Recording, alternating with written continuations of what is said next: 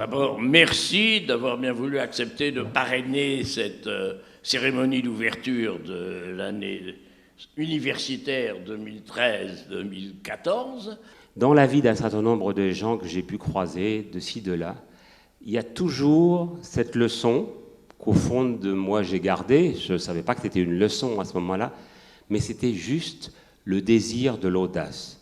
Toujours oser les choses. Si vous deviez définir en quelques mots brefs le monde de la communication et du journalisme de par vos années d'expérience, vous diriez quoi? D'abord que le journalisme et la communication, ce n'est pas la même chose. C'est aujourd'hui un outil majeur pour tout le monde. Ça ne l'a pas toujours été. Au 19e, on parlait très peu de communication. Pourquoi? On faisait des travaux, on le faisait savoir dans des journaux, parfois longtemps après, etc. etc. Aujourd'hui, tout passe par ce vecteur de la communication. La communication, c'est faire savoir aux autres, bien sûr. Évidemment, si vous êtes attaché de presse, ce n'est pas la même chose que si vous êtes journaliste, mais c'est quand même faire savoir aux autres. Donc vous êtes un médiateur, d'une certaine façon, vous transmettez, vous véhiculez. Donc il faut faire ce métier d'une manière très honnête pour être cru sur le long terme. Est-ce que vous avez un jour regretté d'être journaliste ? Il y a des moments où j'ai vu des meutes se former sur des gens qui soit étaient des victimes, soit sortaient d'une horreur absolue, soit sortaient de prison, soit etc. Et ce côté moutonnier de la profession, je dirais même là de loin, vu de loin, ça donnait vraiment l'impression de mouches comme ça qui sont sur soit un cadavre, soit sur quelqu'un qu'on pense affaibli. Ça ne m'a pas toujours plu, oui. Quand vous étiez au JT de TF1 à 20h, le fait d'avoir annoncé un certain nombre de drames à la population française, est-ce que ça n'a pas fini, au final, le fait d'être le médiateur, le vecteur de toutes ces informations qui pouvaient avoir un poids, est-ce que ça n'a pas fini par vous affecter, vous ? Ça m'a affecté pratiquement tout le temps. Il y a des journalistes qui sont cyniques ou qui ne sont pas très sensibles et qui peuvent vous égrener tous les malheurs du monde sans problème. Mais moi, j'ai jamais vécu ça bien. J'ai essayé toujours de faire bonne figure et de ne jamais montrer une émotion trop visible. Quand vous rentrez chez vous le soir après, c'est vrai que c'est pas facile de s'endormir. Vous dites qu'il faut oser. Est-ce que vous auriez un autre conseil à nous donner pour la communication ? Celui d'être, comme je le laissais un peu entendre tout à l'heure, généreux. Il faut regarder les autres dans leur diversité. Ils ont des opinions qui ne sont pas les vôtres. Ils ont parfois une couleur de peau qui n'est pas la vôtre. Ils ont une confession qui n'est pas la vôtre.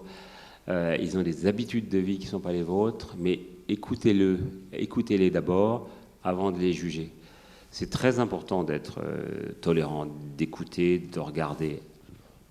On nous a posé une question au concours, si oui ou non on pensait que les médias étaient la plus grande puissance. Je pense que c'est plutôt un contre-pouvoir, mais je ne pense pas que ce soit une puissance en soi. Bien sûr, quand vous avez contre vous les médias, etc., bon, c'est pas facile, mais vous en sortez, vous pouvez vous en sortir quand même. Je crois que c'est un pouvoir d'influence plus qu'un quatrième pouvoir ou une puissance.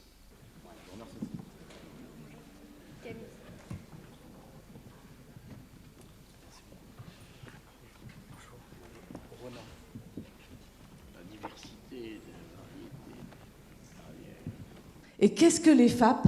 Les FAP, c'est du lien. On a parlé de réseau.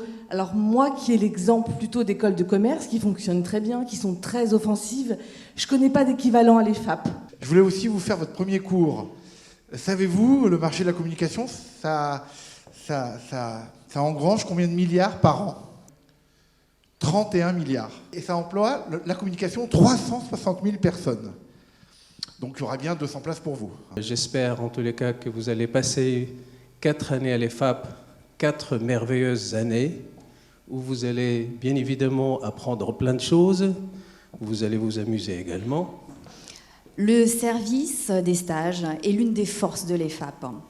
D'ailleurs, ce qui nous distingue des autres écoles, qu'elles soient de commerce ou de communication. Nos écoles, les FAP, offrent la possibilité, très vite, dès la 2e année, d'effectuer une séquence, un semestre, une année complète à l'étranger.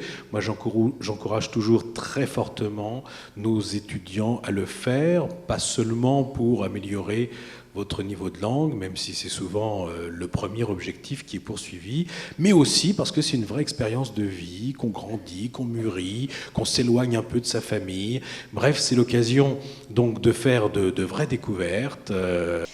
Pour les stages à l'étranger, je vous recommande aussi de passer par nous parce que c'est vrai qu'on a expérimenté des organismes qui sont spécialisés et qui vous accompagnent. Alors pareil, comme nous, on vous met pas, enfin on vous tient pas la main jusque dans l'avion, mais c'est vrai qu'on prépare quand même assez bien votre voyage.